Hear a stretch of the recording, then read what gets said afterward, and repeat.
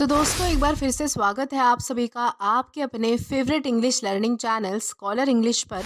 मेरा नाम है दीपिका कुमावत और मैं इस चैनल पर वेरियस कॉम्पिटिटिव एग्जाम्स के लिए इंग्लिश सब्जेक्ट टीच करती हूँ। तो बेसिकली आज के इस वीडियो में हम डिस्कस करने जा रहे हैं द हिंदू एडिटोरियल का वोकैब एनालिसिस। आशा करती हूँ कि आप इन सेशंस के साथ रेगुलरली जुड़ रहे हैं और इनका बेनिफिट भी उठा रहे हैं, क्योंकि इन सेशंस का मकसद है आपकी वोकैब पावर को और ज़्यादा इन्हांस करना। और ये जो वोकैब सेशंस हैं, ये बैंक, एसएससी, रेलवे, यूपीएससी या फिर किसी भी कॉम्पिटिटिव एग्ज़ाम के लिए इक्वली बहुत ही ज़्यादा इंपॉर्टेंट है। तो चलिए और ज़्यादा देर ना करते हुए बढ़ते हैं हमारे वोकैब शो की ओर और जानेंगे कि आज का हमारा सबसे पहला वर्ड कौन-सा है।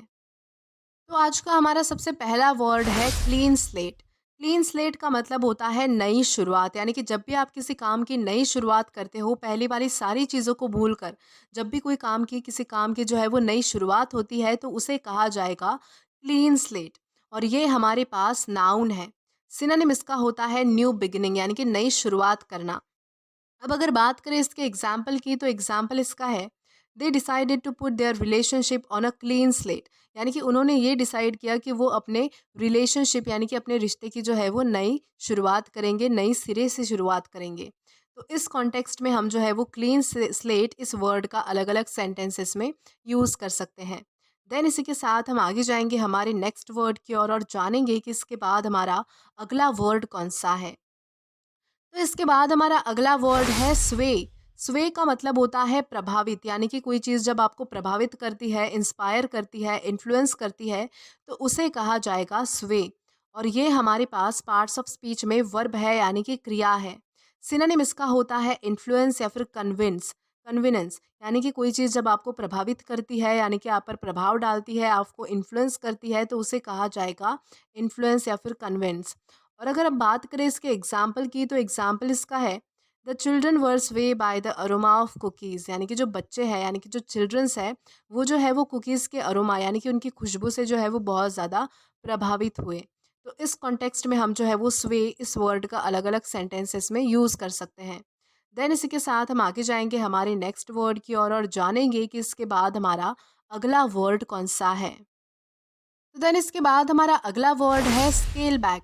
स्केल बैक का मतलब होता है कम करना, यानी कि जब भी कोई चीज़ जो है वो कम हो जाती है, रिड्यूस हो जाती है, डिक्रीज हो जाती है, कम हो जाती है, तो उसे कहा जाएगा स्केल बैक। और ये एक फ्रेजल वर्ब है।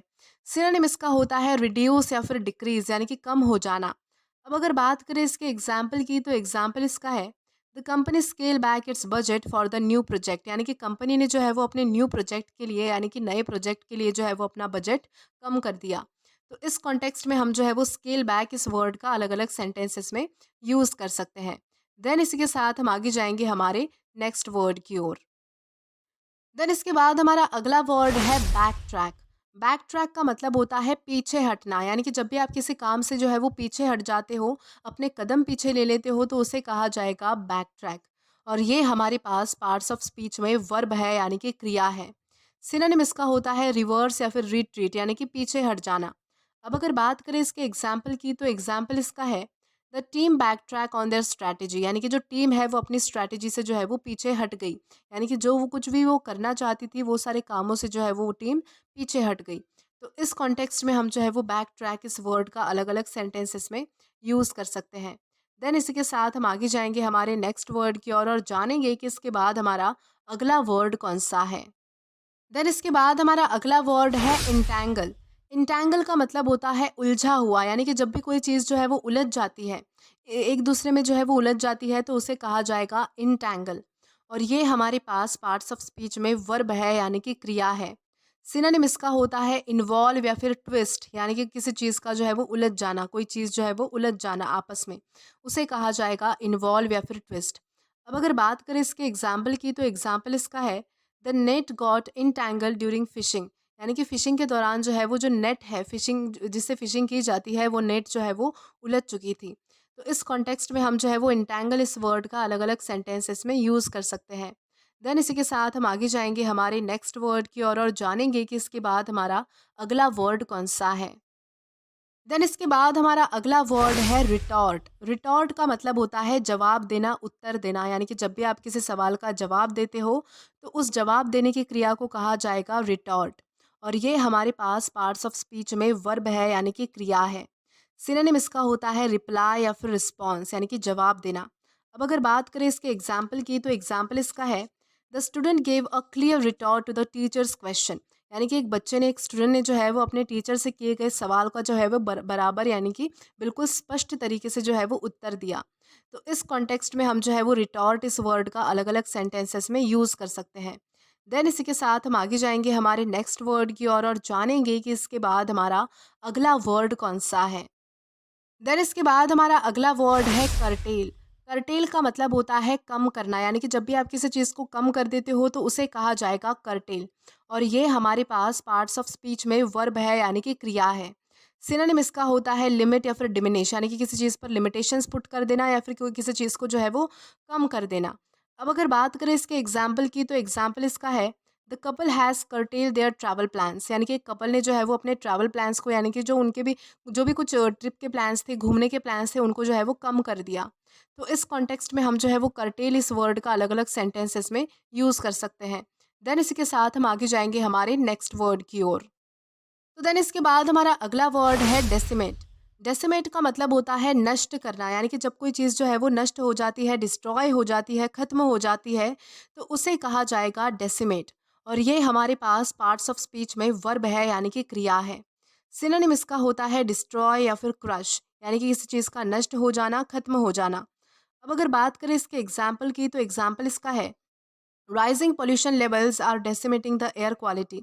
यानी कि बढ़ते पॉल्यूशन की वजह से जो है जो एयर की क्वालिटी है वो नष्ट हो रही है, ख़त्म हो रही है। तो इस कॉन्टेक्स्ट में हम जो है वो डेसिमेट इस वर्ड का अलग अलग सेंटेंसेस में यूज़ कर सकते हैं। देन इसी के साथ हम आगे जाएंगे हमारे नेक्स्ट वर्ड की ओर और जानेंगे कि इसके बाद हमारा अगला वर्ड कौन सा है। देन इसके बाद हमारा अगला वर्ड है एल्यूड। एल्यूड का मतलब होता है बचना, यानी कि बच के निकल जाना, यानी कि जब आप किसी मुसीबत से बच के निकल जाते हो तो उसे कहा जाएगा एल्यूड। और ये हमारे पास पार्ट्स ऑफ स्पीच में वर्ब है, यानी कि क्रिया है। सिनोनिम इसका होता है एस्केप या फिर इवेड, यानी कि बचकर निकल जाना, बचना। अब अगर बात करें इसके एग्जाम्पल की, तो एग्जाम्पल इसका है when the boy kept chasing the butterfly in the garden it alluded him. यानी कि एक लड़का जो है वो बार बार एक बटरफ्लाई को जो है वो पकड़ने की कोशिश कर रहा था, लेकिन वो जो बटरफ्लाई है, यानी कि वो जो तितली है, वो उनसे जो है वो बचकर निकल गई। तो इस कॉन्टेक्स्ट में हम जो है वो एल्यूड इस वर्ड का अलग अलग सेंटेंसेस में यूज़ कर सकते हैं। देन इसी के साथ हम आगे जाएंगे आज के हमारे लास्ट वर्ड की ओर और जानेंगे कि आज का हमारा लास्ट वर्ड कौन सा है। तो आज का हमारा लास्ट वर्ड है श्रिल। श्रिल का मतलब होता है कर्कश, यानी कि शोर, यानी कि जो आवाज़ आपके कानों को ज़्यादा सूट नहीं होती, आप ज़्यादा सुन नहीं सकते, ऐसी आवाज़ को कहा जाएगा श्रिल। और ये हमारे पास पार्ट्स ऑफ स्पीच में एग्जेक्टिव है, यानी कि विशेषण है। सिनोनिम इसका होता है हार्श या फिर लाउड, यानी कि शोर। अब अगर बात करें इसके एग्जाम्पल की, तो एग्जाम्पल इसका है the shrill sound of the alarm woke him up at 7 o'clock in the morning. यानी कि अलार्म के शोर ने जो है वो सुबह में उसे 7 बजे ही जगा दिया। तो इस कॉन्टेक्स्ट में हम जो है वो श्रिल इस वर्ड का अलग अलग सेंटेंसेस में यूज़ कर सकते हैं। तो दोस्तों आज के लिए बस इतना ही। आज की इस क्लास का पीडीएफ आप हमारे टेलीग्राम चैनल के थ्रू एक्सेस कर सकते हैं। और अगर आपने अभी तक हमारा टेलीग्राम चैनल ज्वाइन नहीं किया है तो टेलीग्राम पर English with Deepika Kumawat search करके या फिर डिस्क्रिप्शन में दिए गए लिंक के थ्रू डायरेक्ट आप हमारा टेलीग्राम चैनल ज्वाइन कर सकते हैं, ताकि आप कभी भी वीडियो से रिलेटेड कभी भी कोई भी अपडेट मिस ना करें। और अगर आपको आज का ये वीडियो पसंद आया है तो do like this video, subscribe the channel and share as much as you can. और अगर आपने इससे पहले वाले वीडियोस नहीं देखे हैं तो यहाँ पर मैंने एक प्लेलिस्ट प्रोवाइड की है, जहाँ पर आप क्लिक करके वो सभी पहले वाले वीडियोस भी देख सकते हैं और एक्सप्लोर कर सकते हैं। Till then keep learning. Thank you.